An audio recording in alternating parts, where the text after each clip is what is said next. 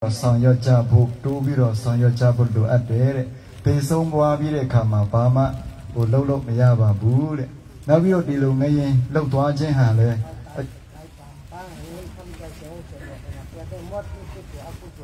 ဘုံဘုံတို့ဒီလိုမထင်မှတ်တဲ့ယောဂာနဲ့သေရတာပဲဖြစ်ဖြစ်မထင်မှတ်တဲ့ဒီလိုတဘာဝဘေးအန္တရာယ်တွေနဲ့သေဆုံးသွားတာပဲဖြစ်ဖြစ်တဲ့ကိုလှုပ်ထားခဲ့တဲ့ဟာတွေအားလုံးကတော့ဘာမှယူသွားလို့မရပါဘူးတဲ့အကုန်လုံးထားခဲ့ရမှာဖြစ်တယ်တဲ့နောက်ငရင်လောက်တာဆရာတော်ဘုရားကနှမျိုးရှိတယ်ပေါ့ဒီအခုငရင်လောက်ခြင်းဟာ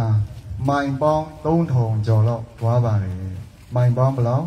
3000ကျော်ဆိုတော့ဒါကြောင့်ဘန်ကောက်လည်းထိတယ်မြန်မာနိုင်ငံလည်းထိတယ်ဟိုတရုတ်ရွှေလီနေဆက်မှာလည်းအများကြီးထိပါတယ်တဲ့ဆရာတော်ဒါနဂါးကသူ့ကိုစောင်းလိုက်တာနဂါးကြီးကသူ့ကိုသူလဲတာလည်းဖြစ်နိုင်ပါတယ်တဲ့နောက်ပြီးတော့အဓိကကဘုံဘုံတို့အားလုံးကပြမစိုးတရား၄ပါးကအများကြီးပေါ့တော်တော်များများပြန်လည်ပြီးတော့စောင့်ထိန်ဖို့လိုအပ်ကြောင်းဆရာတော်ဘုရားကမိန့်ပါတယ်နောက်ပြီးတော့ဒီငရင်ပြဿနာကိုအကြောင်းပြုပြီးတော့တချို့ကမထင်မှတ်ဘဲနဲ့မြေကြီးတွေမှာပါသွားတာတိုက်တွေမှာပါသွားတာဟာဒါအရှင်ဒေဝတ္တသမိုင်းကြောင်းကိုအခြေခံတဲ့ခါမှာ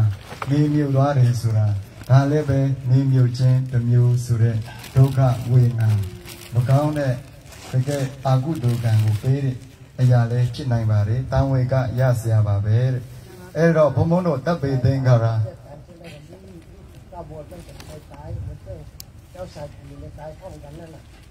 ဘုံဘုံတို့အခုစိတ်တော့မကောင်းပါဘူးတဲ့အခုဒီငရင်ဘေးတန်ကြောင့်တဘာဝဘေးတန်ကြောင့်ဘဝဆုံးပါသွားတဲ့ပုဂ္ဂိုလ်တွေအတွက်စိတ်တော့မကောင်းပါဘူးတဲ့ဒါပေမဲ့ဒီလိုကြံခဲ့တဲ့ပုဂ္ဂိုလ်လည်းရှိတယ်သေဆုံးသွားတဲ့ပုဂ္ဂိုလ်လည်းရှိတယ်သေဆုံးသွားတဲ့ပုဂ္ဂိုလ်ရောကြံတဲ့ပုဂ္ဂိုလ်တွေအားလုံးဟာဒါကိုယ်တိုင်ဆောင်ရွက်ခဲ့တဲ့ကံတရားကြောင့်ပဲတဲ့အဲ့တော့သေဆုံးသွားတဲ့ပုဂ္ဂိုလ်တွေကအထင်မ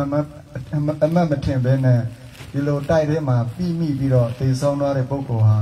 သူတို့ရဲ့ဝိပါကဝတ်တစ်မျိုးပါပဲနောက်တပေသင်္ကာရအနိစ္စယတ္တပညာယပတ္တိအထနိဗ္ဗိန္တတိဒုက္ခေဧတမဂောဝိတုဒ္ဓိယ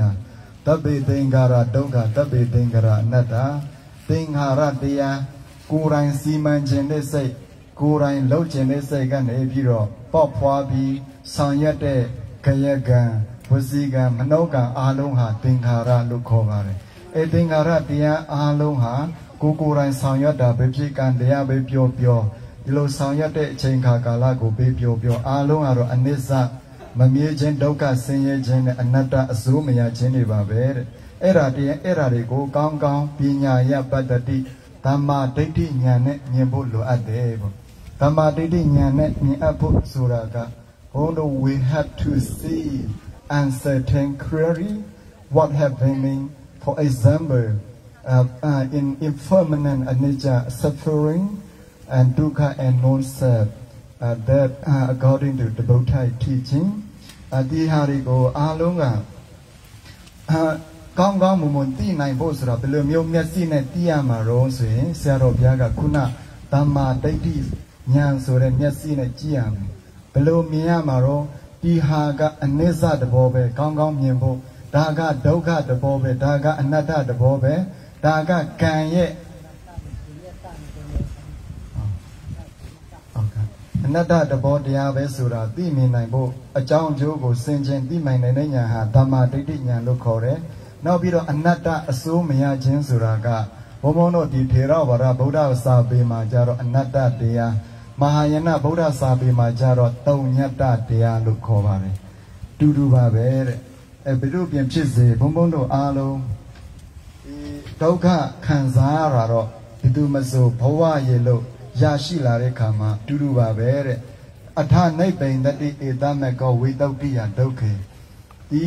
တန်တရားဝဆင်းရဲဒုက္ခသင်္ခါရတရားရဲ့ချုပ်ငြိမ်းတဲ့နေရာဆိုတာရှိပါတယ်အဲ့ဒီနေရာကနိဗ္ဗာန်ဆိုတဲ့နေရာပဲအဲ့ဒီနိဗ္ဗာန်ဆိုတဲ့နေရာကိုတွားနိုင်ဖို့ရန်တော့ဆရာတော်ဘုရားကမက္ကင်ရှိရဲ့အကျင့်မြတ်လမ်းစဉ်ကိုကောင်းကောင်းမွန်ကျင့်ကြဖို့လိုအပ်ကြောင်းဒုက္ခရောက်နေတဲ့ပုဂ္ဂိုလ်တွေကိုလည်းပဲလောကရန်တရားရဲ့အပြောင်းအလဲကိုဒါကိုကောင်းကောင်းစိန်ခေါ်မှုတွေ့ဆုံရတဲ့အခါမှာလောကကလည်းလောကသူ့အလုပ်လုပ်သွားတယ် တဘာဝတရားလဲတဘာဝသူ့အလုပ်ကိုသူလုပ်သွားတယ်ဓမ္မတရားလည်းပဲဓမ္မတရားအလျောက်သူ့အလုပ်လုပ်သူလုပ်သွားတယ်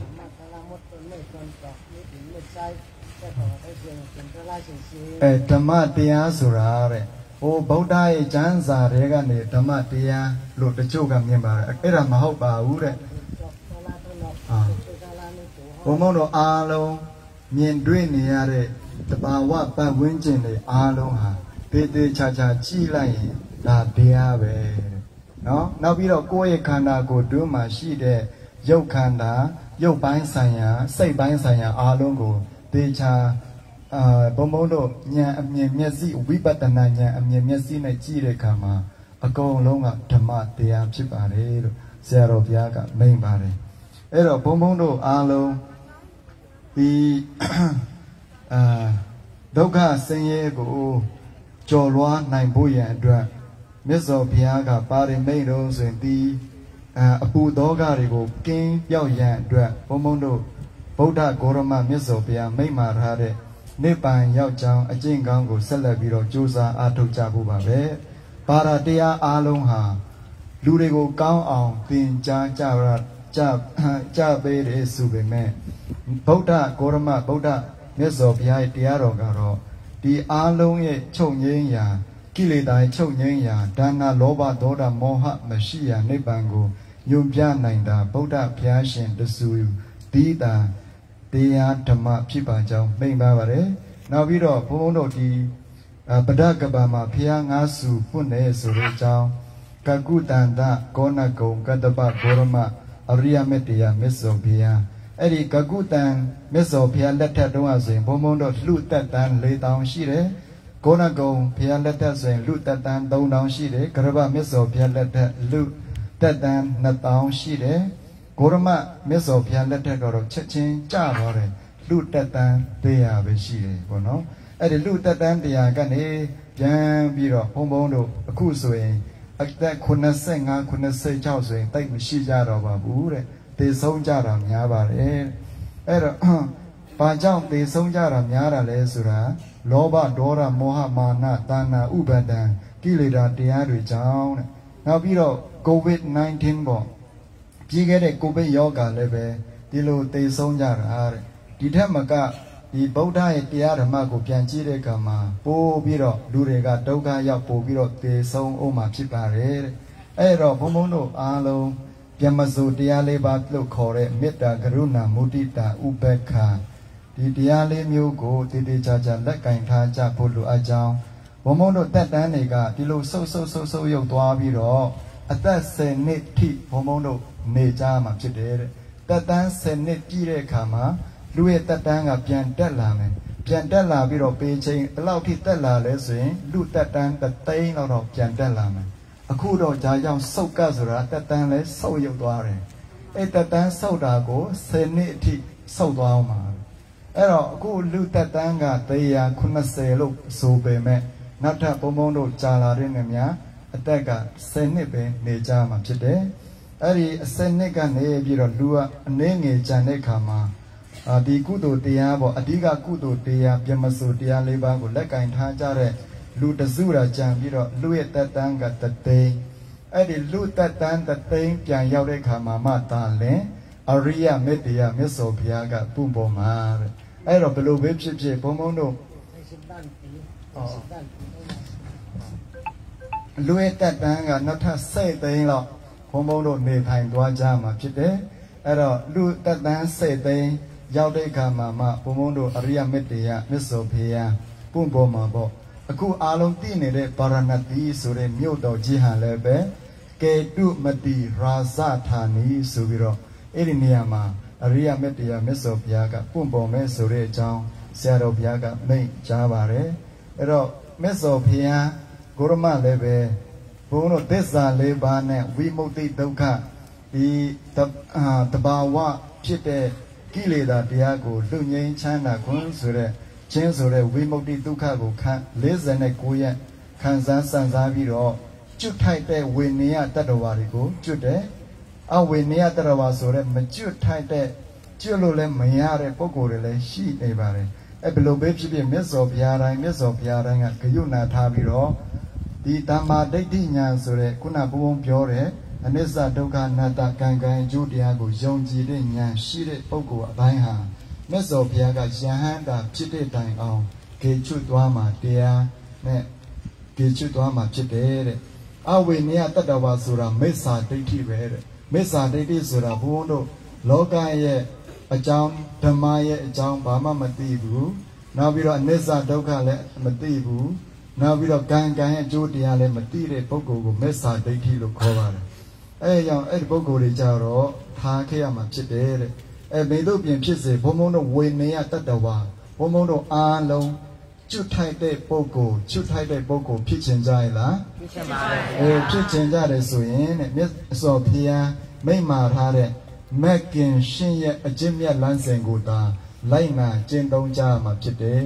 မက်ကင်ရှင်ရဲ့အကျင့်မြတ်လမ်းစဉ်ကိုသာလိုက်နာကျင့်သုံးသွားကြမှာဖြစ်တယ်တဲ့အဲ့တော့မြတ်စွာဘုရားတို့လည်းပဲဘုရားတဆူဖြစ်ပေါ်လာဖို့ဆိုတာမလွယ်ပါဘူးပါရမီ7ပါးကိုဖြည့်ကျင်ရတယ်ပါရမီ7ပါးဆိုတာမိုင်းဘုန်းဆရာတော်ဘုရားအမြဲတမ်းဘုရားရှိခိုးတဲ့နေရာမှာပါဝင်ပူဇော်ရွတ်ဆိုတဲ့တရား7ပါးပါပဲဒါနပါရမီသီလပါရမီနိက္ခမပါရမီပညာပါရမီဝိရိယပါရမီခန္တီပါရမီသစ္စာပါရမီအဋိဌာဏပါရမီမေတ္တာပါရမီဥပက္ခပါရမီဆိုတာပါရမီ7ပါးကိုဖြည့်ကျင့်ရတယ်မိုင်းဘုန်းဆရာတော်ဘုရားလည်းပဲအခုဘုံဘုံတို့တွေ့ရတာဟာအယံဆရာတော်ဘုရားကအယံဘုံကံကြီးတယ်အယံနာမည်ကြီးတယ်ဆိုပြီးတော့လေဒါကပါရမီ7ပါးကိုဖြည့်ကျင့်တာဒါပေမဲ့ဆရာတော်ဘုရားမိတ်နဲ့နာမည်ကြီးတာမကောင်းဘူးတဲ့အယံနာမည်ကြီးတာလည်းမကောင်းဘူးအယံမျက်နှာကြီးတာလည်းမဖြစ်ချင်ဘူးတဲ့ဆရာတော်ဘုရားက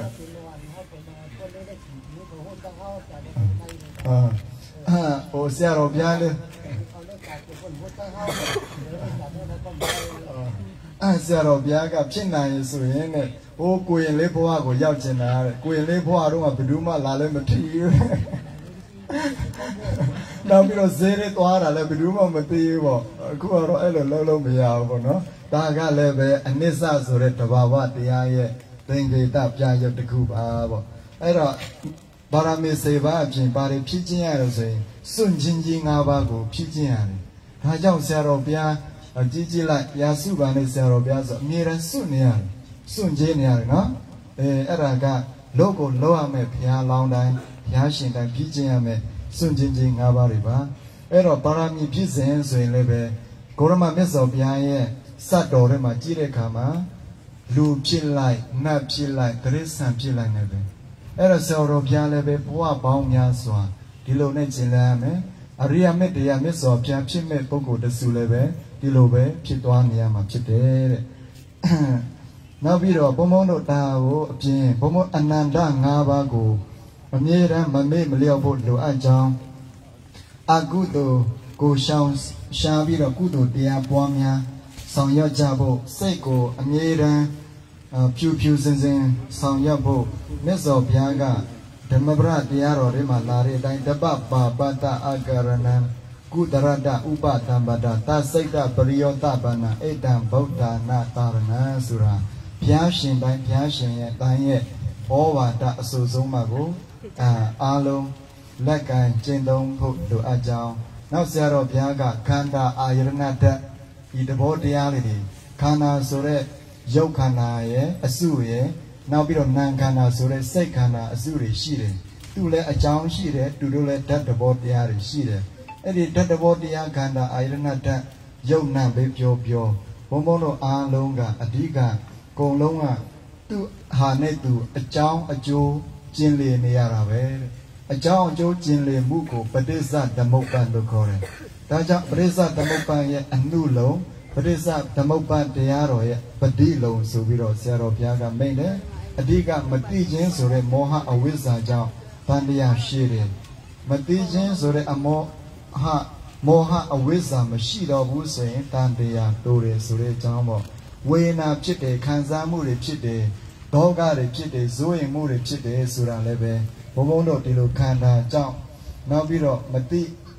မမြင်နိုင်တဲ့အဝိဇ္ဇာတရားရဲ့အစာကြောင့်ဒီလိုရှိတဲ့အတွက်ကြောင့်အဝိဇ္ဇာတရားအစပြုပြီးတော့သင်္ကာရတရားတွေကိုမရှိအောင်ဘုံဘုံတို့အားလုံးလိုက်နာကျင့်သုံးသွားကြမယ်စင်ကြင်ပွားများကြမှာဖြစ်တယ်ဘုရားရှင်များရဲ့အစုတိုင်းမှာလည်းပဲပရိစ္ဆဓမ္မပတရားတော်ကိုစင်ကြင်ပွားများကြပါတယ်တဲ့နောက်ပြီးတော့ဘုံဘုံတို့နိဝရဏတရားဆိုတာကဘုံဘုံတို့အခုသိနေကြတဲ့အားလုံးပြောနေကြတဲ့မာနဆိုတာကြားဘူးပါနဲ့နော်မာနဆိုတာနှမျိုးရှိတယ်အတွင်းခန္ဓာစိတ်ထဲမှာရှိတဲ့မာနအပြင်မှာရှိတဲ့မာနဆိုတာရှိတယ်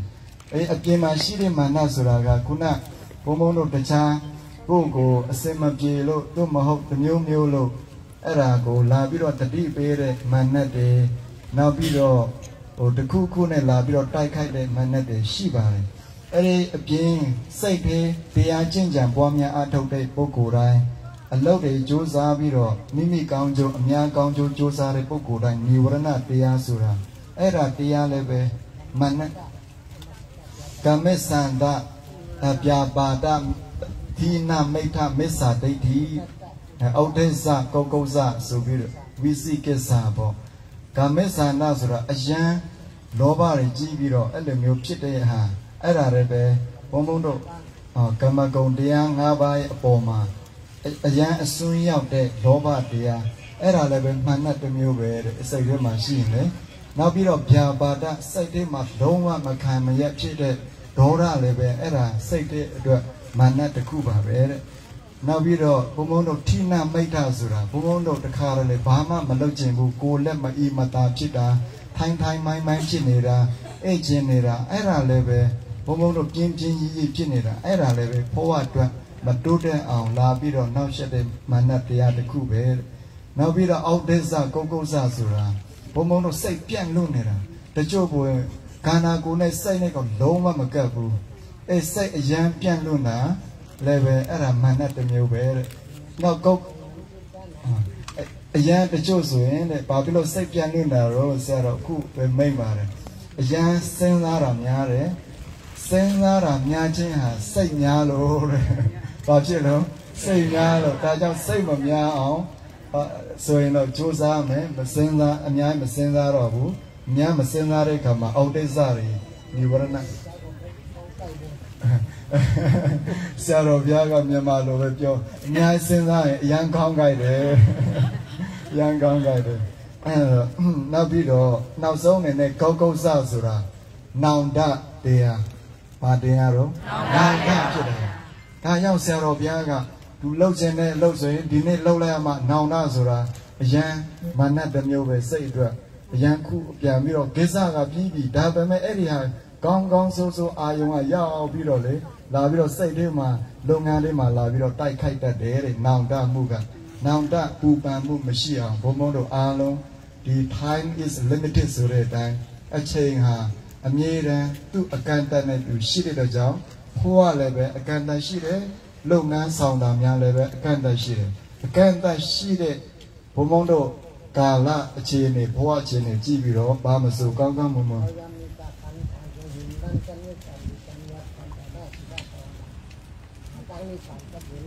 ဘုံဘုံတို့အားလုံးကအရန်အချိန်ဆိုတာတကယ်တန်ဖိုးရှိတယ်အချိန်ကတန်ဖိုးရှိတဲ့အရာအားလုံးကလည်းဘုံဘုံတို့တန်ဖိုးရှိတယ်ဆိုပြီးတဲ့ပုဂ္ဂိုလ်ကရှားပါတယ်တဲ့ဒါကြောင့်ဘုံဘုံတို့အချိန်ကအရန်တန်ဖိုးရှိတယ်နောက်ပြီးတော့အဲ့ဒီအချိန်ကကိုယ့်ကိုဘယ်တော့မှမဆောင်ပါဘူးတဲ့ဥမာဘလို့မဆောင်တာတော့ဆိုအချိန်လည်းပဲအနစ်စပြောင်းလဲခြင်းပဲလေမနဲ့ပိုင်းဆိုရင်အစောအခုရှိတယ်လားဒီနေ့အတွက်မရှိတော့ပြောင်းလဲတော့အခုဒီနေ့ပဲညနေပိုင်းရောက်ပြီးဘိုင်းကုန်းဆရာတော်ဘုရားကြီးကိုဖူးမြော်လိုက်တယ်နေ့လေပိုင်းနဲ့ဆိုရင်ညနေပိုင်းရောက်တဲ့ခါမှာဒီမှာရှိအောင်မလားမရှိတော့အဲ့ဒါအနစ်စဆိုတဲ့ပြောင်းလို့ခြင်းတဘောတရားပါပဲတဲ့ဒါကြောင့်အနစ်စဒုက္ခအနတ္တတဘောတရားကိုယုံနံကိုပိုင်းခြားထင်မြင်သိမြင်တွေ့ဖို့လိုအပ်ကြောင်းလာကဒေါသမောဟကိလေသာတရားကိုစွန့်ပစ်ဖို့ရန်အတွက်ကိလေသာ1500ကိုလည်းအားလုံးစွန့်လွတ်နိုင်ကြဖို့ရန်အတွက်မြတ်စွာဘုရားတရားဓမ္မကိုနေ့စဉ်နဲ့မျှလိုက်နာကျင့်သုံးဖို့လိုအပ်ကြောင်းအဲ့ဒီလိုက်နာကျင့်သုံးတဲ့ခါမှသာလေနိဗ္ဗာန်ဆိုတဲ့အေးချမ်းမှုချမ်းသာမှု အေးငြိမ်မှုတကယ်စုကြီးကိုရရှိခံစားစံစားနိုင်မှာဖြစ်ကြောင်းနိဗ္ဗာန်ဆိုတာလုံးဝကိလေသာတရားခုနပြောတဲ့လာကဒေါရမောဟဘာမှနောင်တပူပန်မှုမရှိတဲ့နေရာဌာနကိုတရားကိုနိဗ္ဗာန်နေရာဌာနနိဗ္ဗာန်တရားလို့ခေါ်တယ်ဆရာတော်ဘုရားကပြမစိုးတရား၄ပါးနဲ့ရွှေအိုးကြီးလေးလုံးနဲ့တူတဲ့ပြမစိုးတရား၄ပါးကိုလက်ကင်ထားဖို့နဲ့မိမိစိတ်ကိုထိန်ထိန်ထားတတ်ဖို့ရည်ကြည်အောင်စိတ်ထားနိုင်တဲ့ပုဂ္ဂိုလ်စိတ်ထားတတ်တဲ့ပုဂ္ဂိုလ်ဆိုတာကကိုယ့်အကိုစီကံရှိဖို့တည်ငြိမ်ဖို့ဉာဏ်ပညာရှိဖို့လိုအပ်ကြောင်းမိန့်ကြားပါတယ်နောက်ပြီးတော့ဆရာတော်ဘုရားကရွှေထီးနဲ့တူတဲ့တရား၄ပါးကိုလည်းချစ်မြတ်တယ်ဗုဒ္ဓနုတ္တိမေတ္တာအာတုပမာရဏနုတ္တိဘုံဘုံတို့ဗုဒ္ဓနုတ္တိမြတ်စွာဘုရားရဲ့ဂုဏ်တော်ပွားများတာမြတ်စွာဘုရားရဲ့တရားဓမ္မအသိဉာဏ်တွေကိုပွားများတာဗုဒ္ဓနုတ္တိမေတ္တာဆိုတာကတော့ဂယုဏနဲ့မုဒိတာဒီနှစ်ခုပေါင်းစပ်ပြီးတော့မေတ္တာအဲ့ဒီမေတ္တာတရားကိုပွားများတာတကယ်ရွှေထီးပဲအတုပဘာဝနာပွားများတာရွှေထီးပဲမာရဏနုတ္တိဘဝများပွားများတာခုအတွက်ရွှေထီးပဲတဲ့နောက်ပြီးတော့ဆရာတော်ဘုရားကြီးကရွှေဖောင်ကြီးနဲ့တူတဲ့သို့မဟုတ်ရွှေလေကြီးနဲ့တူတဲ့ဘောတိပကိယတရားတော်39ပါးကိုလက်ဆောင်ပေးထားပါတယ်အဲ့ဒီဘောတိပကိယဆိုတာကဘုံဘုံတို့ဘဝအတွက်တကယ်ကောင်းကောင်းမွန်မွန်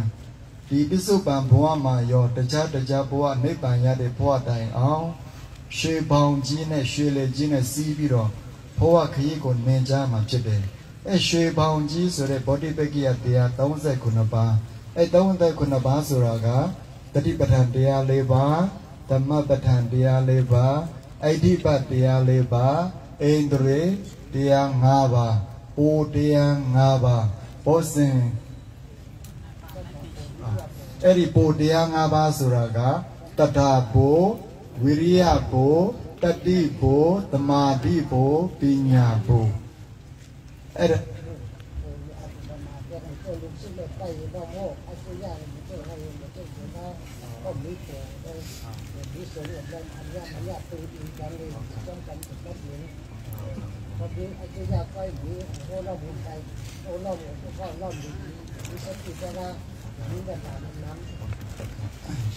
ဆရာတော်ဘုရားကဒီဘိုဆိုတဲ့စကားလုံးကတော့ပါဠိပလဆိုတာပေါ့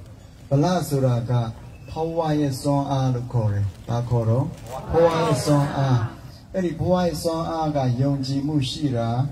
မှန်ကန်တဲ့ကြိုးစားမှုရှိတာမှန်ကန်တဲ့သတိတရားရှိတာမှန်ကန်တဲ့တည်ငြိမ်မှုရှိတာ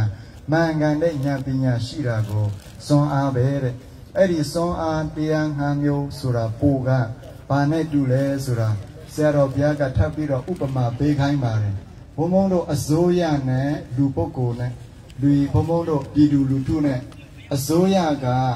ဒီပိုနဲ့တူတယ်တဲ့ခြံစည်းရိုးနဲ့တူတယ်ပေါ့ဘုံဘုံတို့ပြည်သူလူထုတွေအားလုံးကအဲ့ဒီနိုင်ငံထဲမှာခြံစည်းရိုးတွေမှာအားလုံးနေထိုင်ကြတဲ့ပုဂ္ဂိုလ်နဲ့တူတယ်ဒီနှစ်ခုဟာတဲ့ပညာမညကျွန်းကိုင်းမီကိုင်းကျွန်းမီဖြစ်ရမယ်ဒီဟိုဘောဘုံဘုံတို့ဒီတရားနဲ့တရားကိုကောင်းတဲ့အဘက်ကိုပဲတွေးပါကောင်းတဲ့အရာကိုပဲမြင်ကြပါမကောင်းတဲ့အကောင်းမြင်ဘက်ကနေကြည့်ပေးပါကြပါတဲ့အကောင်းမြင်ဘက်ကနေမကြည့်ပေးဘူးဆိုရင်တဲ့လင်းနဲ့မရတော့မှအမြဲတမ်းရံဖြစ်နေတာအဲ့တော့ဆရာတော်ဘုရားကတကယ်တရားကောင်းပါတယ်နောက်ပြီးတော့မဲ့ခင်ရှိရဲ့အချင်းမြတ်လမ်းစဉ်ကိုဆရာတော်ဘုရားကမိန့်တယ်သမ္မာဒိဋ္ဌိသမ္မာသင်္ကပ္ပသမ္မာဝါစာသမ္မာကမ္မန္တသမ္မာအာဇီဝသမ္မာဝါယာမသမ္မာတတိသမ္မာသမာဓိဆိုပြီးတော့အဲ့ဒီ၈ပါးကိုကျင့်ချုပ်တဲ့အခါမှာသီလသမာဓိပညာဆိုတဲ့တိတ်ခါ၃ရက်အကျင့်မြတ်ပဲဖြစ်ပါတယ်တဲ့ရဟန်းရှင်လူအားလုံးကိုဘယ်သူမဆိုတိထိုက်တဲ့ဟာကိုလေးလာထားကြသင်ယူကြဖို့သင်ကြားကြဖို့လိုအပ်ကြောင်းသင်လာတဲ့အတိတရားအတိညာပညာကိုအခြေခံပြီးတော့စေရနာပါမိမိကောင်းကျိုးအများကောင်းကျိုးဆောင်ရွက်ဖို့လိုအပ်ကြောင်းစေရနာအပြင်တရားတရားကိုလည်းပဲအခြေခံပြီးတော့ဆောင်ရွက်ကြဖို့လိုအပ်ကြောင်းနဲ့အနန္တ၅ပါးကိုအမြဲတမ်းရှိခိုးကြဖို့လိုအပ်ကြောင်းနဲ့ဆရာတော်ဘုရားကခုနတော့ကငရင်ကြောင့်ကယုဏထားမေတ္တာထားပြီးတော့ အပြင်ဘက်ပစ္စည်းဥစ္စာယရနာရွှေငွေဆောင်ချင်းတောင်ခေါင်းအောင်စသဖြင့်ကိုတတ်နိုင်တဲ့မြတ်ဒါကအပြင်ဘက်ပစ္စည်းကိုလည်းဆရာတော်ဘုရားကပေးတယ်အခုဒီတရားဓမ္မကြတော့ကိုယ့်ရဲ့ဘဝခန္ဓာကိုယ့်ရဲ့ဘဝအတွက်အတွင်းပစ္စည်းဥစ္စာယရနာတရားဓမ္မကိုလည်းပေးပါတယ်တဲ့အားလုံးကျင့်ကြပါပြည့်ရင်ဘုံဘုံတို့အားလုံးတန်ဖိုးရှိနေထိုင်ကြဖို့လိုအပ်တယ်ဘုံဘုံတို့အခုငရင်ကြောင်းတည်ဆုံးသွားကြတာဒီစ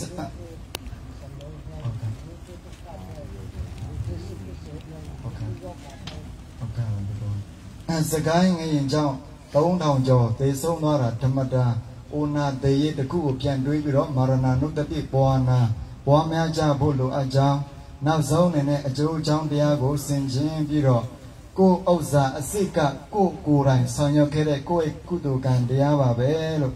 လောကရန်တရားရှိပါကိုဆင်ခြင်ပြီးတော့မမေ့မလျော့မပေါ့မဆပဲနဲ့ဗုဒ္ဓတရားတော်တိုင်းကျင့်ကြံကျိုးကိုအားထုတ်နိုင်ကြပါစေတဲ့ပေဥပအန္တရာယ်ရန်တွေ့တွေမရှိကြပါနဲ့တဲ့မိမိကောင်းကျိုးအများကောင်းကျိုးတိုင်းပြည်ကောင်းကျိုးသာသနာကောင်းကျိုးကိုလည်းပဲ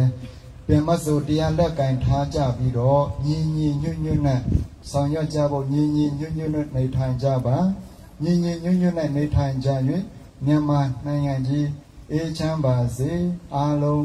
မြတ်စုနိဗ္ဗာန်ရဲ့ထောက်ပံ့ကိုလည်းမြန်မာနိုင်ငံအပါအဝင်တကဘာလုံးလည်းအေးချမ်းပါစေဘုံဘုံတို့အားလုံးတရားနာပိဋကပေါင်းသူတို့ကောင်းတို့အားလုံးမိုင်းဘုံဆရာတော်ဘုရားရဲ့မေတ္တာဓာတ်ကိုခံယူကြပြီးတော့လည်းပဲကိုယ်စိတ်နှပြအေးချမ်းကြမှာချမ်းသာကြပါစေကြောင်းဆုမွန်ကောင်းတောင်းလိုက်ရပါတယ်အားလုံးတရားဓမ္မအပေါင်းသူတော်ကောင်းတို့သာဓုသာဓုသာဓုထပ်ပြီးတော့ဆရာတော်ဘုရားကထပ်ပြီးတော့ဆုတောင်းခိုင်းတယ်တဲ့နော်ဒီထက်မကကုသိုလ်တရားရဲ့စွမ်းအားကြောင့်ကိုယ်တိုင်ကြိုးစားဆောင်ရွက်ခဲ့တဲ့တရားဓမ္မတွေကြောင့်အေးချမ်းကြပါစေချမ်းသာကြပါစေငြိမ်းချမ်းကြပါစေအောင်မြင်ကြပါစေကိုယ်တွင်ကိုယ်ပါအိမ်တွင်အိမ်ပါကျောင်းတွင်ကျောင်းပါမြို့တွင်မြို့ပါပြည်တွင်ပြည်ပါအဆင့်မြင့်သာသနာပြုနိုင်ကြပါစေကြောင်းမေတ္တာလောင်း၍မင်္ဂလာပေါင်းတရားခံကြောင်းပါစေခြင်းအကျိုးငါသဗ္ဗမင်္ဂလံသဗ္ဗမင်္ဂလာနိလုံးစုံจิตရေစိန်ရွှေငွေနဲ့ချွေရန်သင်ပြင်းကျော်စောခြင်းဘာဝကြမ်းမှမှုဖြာဖြာជីវွားတိုးတက်မှုအောင်မြင်မှုလောကီလောကုတ္တရာမင်္ဂလာဥဒ္ဓမြတ်တို့သည်လေတော်မကံယနေ့ယခုအရိညဝါတိတောယသောတိတတ္တမဇောတိကတဇအကမကမတနာဇရိယပတ္တန္တညာနာသံဝရတာချလိန်လွယ်လင်ကြောင်းတိုင်းမိုင်းဘုံဆရာတော်ပြရဲ့မေတ္တာဓာနဲ့ကယုဏဓာတ်ကိုလက်ခံယုံကြည်၍ဒါနာတိလဘဝနာစပြတော်ကုသိုလ်ကောင်းမှုတိတိတို့ကိုရယူစီဖို့အားထုတ်လိုက်ကြကုန်သောယဟန်ရှင်လူသာသနာပြုပုဂ္ဂိုလ်အလုံးတွေ့တန်တ၌ဘာဝတုဘာဝန္တုမိမိတို့ကြိုးတင်ကြံစီမှန်းစာသည့်အတိုင်းမလွဲမသွဲပြေတွင်ပေါ်ပေါက်၍လာကြပါစေကုန်သည့်တဘာဒေဝတာအာဂတတဗုမ္မတံရုဂဒေဝမိမိတို့ရဲ့မိယောဖလာဘိုးစံပေါင်းဆက်စင်တခေယအဆောင်အရှောင်းအပြပြနတ်ဒေဝဟုတမြတ်တို့တည်လဲဒေရောမကံယနေ့ယခုမိုင်းဘုံဆရာတော်ပြမှုပြုတော်ဗျာတပိတော်တို့တပိတာယကတပိတံဃာတော်နိနကွာနေပြီးတော့တိုင်းသေးရာကြီးမှာမြေတည်နေထိုင်ကြကုန်သောမြေပြည်တော်စုမြန်မာနိုင်ငံတော်ကြီးမှာပြည်နေနေထိုင်ကြကုန်သောကဘာကြီးမှာမြေတည်နေထိုင်ကြကုန်သောမိမိတို့အားလုံးတို့အားသာသာနေရောညင်ပါဘေခမဆန်းခြင်းရှိတိုင်းအာရောကေနသကိုယ်စေ၆ပြာကိုရှိပြာပေယောကမရှိစေခြင်းဖြင့်၎င်းဒုကေနသအနောက်အရှေအတ္တအစီအပိတ်အပင်အကျုပ်အကျအနာယောဂဟုတမြမျိုးများမတွေ့ကြုံကြရပဲဒုကေနသ ငရင်ဘေးကဘေးမျိုးမျိုးတို့ကိုငရင်ဘေးကဘေးမျိုးမျိုးတို့ဘေးဥပအန္တရေတို့ကိုမတွေ့ကြုံကြရပဲသာသာအမိမပြအခါခတ်တဲ့အနုရကန်တုကရုဏာမွေမေတ္တာဘေး၍ရင်သွေးဗမာကရုဏာဖြင့်ရှုကာရွေးကဘေးမရောက်ရလေအောင်အဘဗမကူညီကာကွယ်ဝိုင်းရမို့ဆောင်းလျှောက်ကြည်မြောက်နိုင်ကြပါစေကုန်တည်းဒ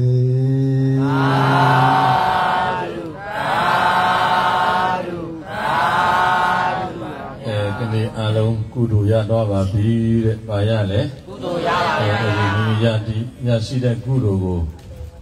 အလုံးဝမ်းသာကြတလားလေဆရာတော်။ဝမ်းသာပါဗျာ။ဝမ်းသာနဲနဲလားဝမ်းသာများများလား။များများပါဗျာ။ကြီးလားတေးသေးလား။ကြီးပါဗျာ။အခုလိုများများရတလားတဲ့။ရပါဗျာ။စိတ်ချမ်းသာတလား။ချမ်းသာပါဗျာ။ကိုချမ်းသာတလားကိုချမ်းသာပါဗျာဒါကြောင့်အလုံးလိုက်ဆိုကြပါနော်ယနေ့ယခုပရိညဝါဒီသောရဆောက်တည်သောယေရှုရှင်မေဘုံရှာတော်ဤဒီယုဏတံမေတ္တာတတ်ကိုခံယူ၍ပူဇော်ရတော်ဒီတန်ရတော်ကုသိုလ်ကောင်းမှုကြောင့်တတိတော်တို့သည်အလိုမရှိအပ်သောတတ်ဆိုယောဂဆိုမင်းဆိုအဆိုဟုတမြတ်မတွေ့ကြုံကြရ၍အဆိုဟုတမြတ်အပြောင်းငြိမ်း၍အလိုရှိအပ်သောမပူရာမနာရာမတရားဖြစ်သောနိဗ္ဗာန်သံဃာမြတ်ကိုရောက်ရောက်ပါလို့ကုန်၏ရှင်လူမြတ်တို့ဖေဟာယနေ့ယခုပူဇော်ရသောလူတန်းရသောကုသိုလ်ကောင်းမှုအဖို့ပါကကိုဝေဒမိခင်ဝေဒဖခင်ဆရာသခင်အပေါင်းတို့အ၎င်းအရာရာမျိုးအာကိုရသောဆွေမျိုးသင်္ကာဟဗလျာဏမိတ်တာမိတ်ဆွေပေါင်းတို့အ၎င်းကိုဆောင်နာအစထား၍ဟောတယ်ဆောင်နာမိမိတို့ဆောင်နာမြို့ဆောင်နာတော်ဆောင်နာတောင်ဆောင်နာအိမ်ဆောင်နာသာရဏတော်ကိုဆောင်လျှောက်တော်တတရတဝိရုရကဝိရုပက္ခကုဝေရအစရှိတော်နတ်ဗျမအပေါင်းတို့၎င်းရေတနေဗျမများ၎င်းနတ်တို့တနေတရားများ၎င်းလူတို့တနေဒီထောင်စုမြန်မာနိုင်ငံတော်အစိုးရများ၎င်းအမြဒီဝေငါပါကုန်၏အနောယထာမင်းစောနန်းစောမွန်လာဘယင်းနောင်ဦးအောင်စီရမြင်းတုံမြင့်ကြီးဒီပေါ်မင်းစောဖွားများအပေါင်းတို့အ၎င်းသင်္ကဝိဇ္ဇာစေဝိဇ္ဇာပဒဝိဇ္ဇာ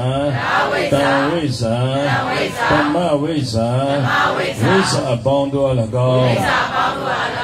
ဖူအောင်ဘုမင်းခေါင်အောင်လေးအောင်ခေါင်လေးခေါင်ဖယပုဂ္ဂိုလ်အပေါင်းတို့၎င်းပေပေါင်း3000ကျော်ရှိသောနဂမင်း၎င်းအမြဒီဝိငါပါကုန်၏အနန္တမြေအောက်မှာရှိနေကြကုန်သောအနန္တငါအပေါင်းတို့အားအမြဒီဝိငါပါကုန်၏မကျွတ်မလွတ်သေးသောပြ Beta Akurake Apondo Amya Iringa Bako Nelin Tanjong Isonja Do Koko Bondo Amya Iringa Bako Amya Ya Yue Amya Wadi Toya Saudi Do Jesus Shin Mai Shado Meta Tacho Tong Su Yamanangado Ji Champasi Yin Champasi Yin Nyu Akutakwa Yin Tanjapasi Takapalo Yin Champasi Yin Champasi Yuya Santa Yuya Japasi Kayaka Meta Wasika Meta Nagaka Meta Wanya Yue Kayata Meki Segata Meki Sija Basi Kudo Amya Yuro Muja Bakolo Tadu Kudo Amya Yuro Muja Bakolo Tadu Kudo Amya Yuro Muja Bakolo Tadu